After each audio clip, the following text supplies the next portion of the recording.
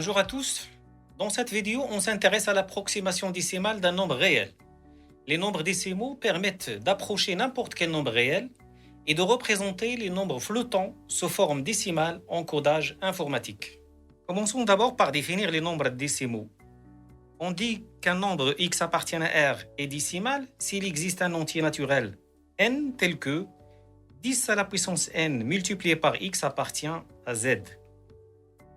Et on note D l'ensemble des nombres décimaux, c'est-à-dire l'ensemble des nombres de la forme a sur 10 à la puissance m, lorsque a appartient à z et m appartient à n. Alors, remarquons d'abord, lorsque x est un rationnel sous forme irréductible, alors x est décimal si et seulement si le dénominateur q est égal à 1, ou bien les seuls diviseurs premiers de q sont 2 et 5. En effet, p sur q appartient à d, équivalent à dire qu'il existe un entier n tel que 10 à la puissance n multiplié par p sur q appartient à z. C'est équivalent à dire à l'existence d'un entier n appartient à grand n tel que q divise 10 à la puissance n multiplié par p. C'est-à-dire, il existe un entier n tel que q divise 10 à la puissance n, d'après le théorème de Gauss, puisque q est premier avec p. C'est équivalent à dire que q égale 1 ou bien q est supérieur ou égal à 2, et ces facteurs premiers sont dans l'ensemble 2 et 5, puisque c'est un diviseur de 10. C'est équivalent à dire à l'existence de deux entiers, alpha et bêta, tel que q s'écrit 2 à la puissance alpha multiplié par 5 à la puissance bêta. On obtient deux conséquences immédiates. L'ensemble D a une structure de sous-anneau de q et un élément décimal est inversible dans D si et seulement si elle s'écrit sous la forme 2 à la puissance alpha, 5 à la puissance bêta, avec alpha et bêta sont des entiers relatifs, alors plus ou moins. En effet, supposons que x qui est égal à a sur 10 à la puissance n est inversible dans D. Alors, x moins 1, c'est 10 à la puissance n sur a, et décimal. Alors, en notant a est égal à a' multiplié par 2 à la puissance r fois 5 à la puissance s, avec r et s des entiers, et a' un entier relatif non nul, premier avec 2 et 5, on obtient x moins 1, c'est 2 à la puissance n fois 5 à la puissance n, sur a', 2 à la puissance r, 5 à la puissance s, qui est égal à 2 à la puissance n moins r, 5 à la puissance n moins s sur a'. Et d'après la remarque précédente, a' est égal forcément à plus ou moins 1, et finalement a est égal à 2 à la puissance r, 5 à la puissance s. Finalement, x est plus ou moins 2 à la puissance alpha, 5 à la puissance bêta. Avec alpha est égal à n moins r et bêta est égal à n moins s, deux entiers relatifs. La réciproque de ce résultat est claire, toujours en utilisant la remarque précédente. On présente maintenant les valeurs décimales approchées d'un réel. Considérons un réel x. Pour tout n appartenant à grand N, on appelle valeur décimale approchée de x à 10 puissance moins n près, par défaut ou par excès, les nombres décimaux définis respectivement par un égale partie entière de 10 à la puissance n multiplié par x sur 10 à la puissance n, et vn qui est égal à un plus 1 sur 10 à la puissance n.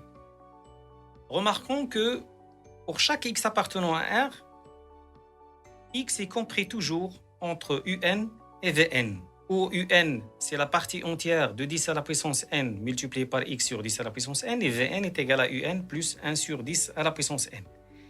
Et la différence vn moins un est égal à 1 sur 10 à la puissance n.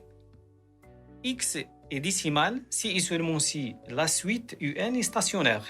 En effet, si x est décimal, alors 10 à la puissance n multiplié par a sur 10 à la puissance m est compris entre 10 à la puissance n multiplié par un et 10 à la puissance n multiplié par un plus 10 à la puissance n multiplié par 1 sur 10 à la puissance n. Donc, un est égal à x pour tout n supérieur ou égal à m par la propriété de la partie entière. Réciproquement, s'il existe m entier tel que pour tout n supérieur ou égal à m, un égale à um, c'est-à-dire la suite stationne à partir du rond m, alors x est égal à um et la suite un converge alors vers x. Les opérations arithmétiques élémentaires sont semblables à celles en usage sur les entiers, sont définies sur les valeurs décimales approchées et leur usage a abouti à la mise en place du système international d'unités. Présentons donc un résultat. Pour chaque x appartenant à R, les suites un et vn ainsi définies sont adjacentes et convergent vers x. Et en plus, on a, pour chaque n, x est compris entre un et vn. Alors du côté droit, c'est strictement. La preuve, alors un a pour expression partie entière de 10 à la puissance n fois x sur 10 à la puissance n, et vn, c'est un plus 1 10 à la puissance n, pour tout n appartenant à grand N. On a donc 10 à la puissance n plus 1 multiplié par x est compris entre 10 multiplié par la partie entière de 10 à la puissance n multiplié par x et 10 multiplié par la partie entière de 10 à la puissance n x plus 10.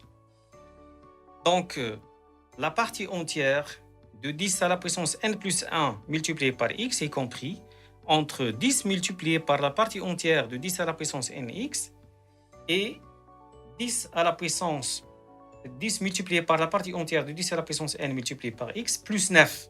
Alors là, c'est strict et là, c'est inférieur ou égal. Donc, on retranche 1. D'où un est inférieur ou égal à un plus 1. Et Vn plus 1 est inférieur ou égal à Vn pour tout n appartenant à n. C'est-à-dire que la suite un est croissante et la suite Vn est décroissante. En plus, on a x est toujours compris entre un et Vn. Et la limite de Vn moins un, qui est égale à la limite de 1 sur 10 à la puissance n, égale à 0. Donc, deux suites de nombres décimaux sont adjacentes et convergent vers x.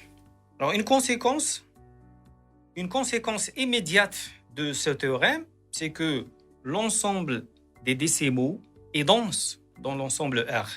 En effet, pour x appartenant à R, la suite Rn qui est égale partie entière de 10 à la puissance n fois x sur 10 à la puissance n, c'est une suite de nombres décimaux. Elle vérifie x compris entre Rn et Rn plus 1 sur 10 à la puissance n pour tout n. Donc, x, c'est la limite de la suite Rn. Ainsi, le résultat. Cette vidéo est terminée. Je vous remercie et à la prochaine.